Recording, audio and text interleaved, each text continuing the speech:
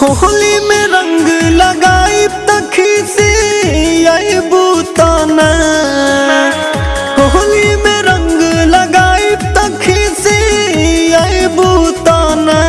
कि बोला बोला ए सहली रंग लग वाइबू की ना।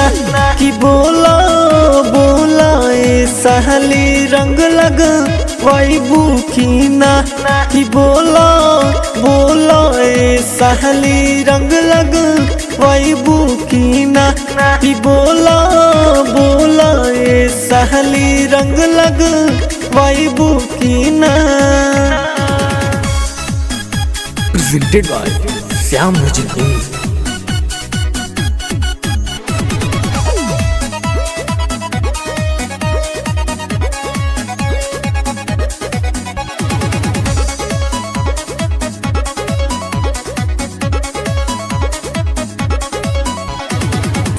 डालब हमहु रंगवा ललका हरियर में मिला के। जानी खिसियाई है साली रंग लगवा के। डालब हमहु रंगवा ललका हरियर में मिला के। जानी खिसियाई है साली रंग लगवा के। घरवा में जाके दीदी से अपना कहबू ताना। कि बोला बोला ए सहली रंग लग वाइबू की ना। कि बोला बोला ए सहली रंग लग वाइबू की ना। कि बोला बोला ए सहली रंग लग वाइबू की ना। कि बोला बोला ए सहली रंग लग वाइबू की ना। Presented by Syam Music News.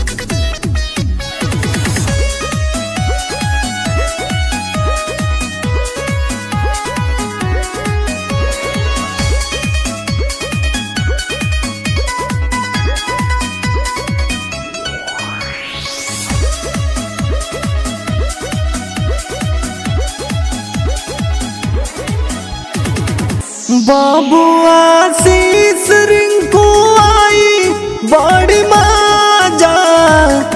ले ले बाट रंग श्याम बाल्टी में ताजा।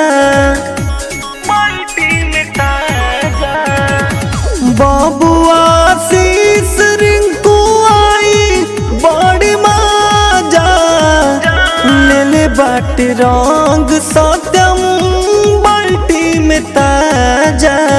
हर से जाके बात तू बताइबू ताना। कि बोला बोला ए सहली रंग लग वाइबू की ना। कि बोला बोला ए सहली रंग लग वाइबू की ना। कि बोला बोला ए सहली रंग लग वाइबू की ना। कि बोला बोला ए सहली रंग लग वाइबू की ना।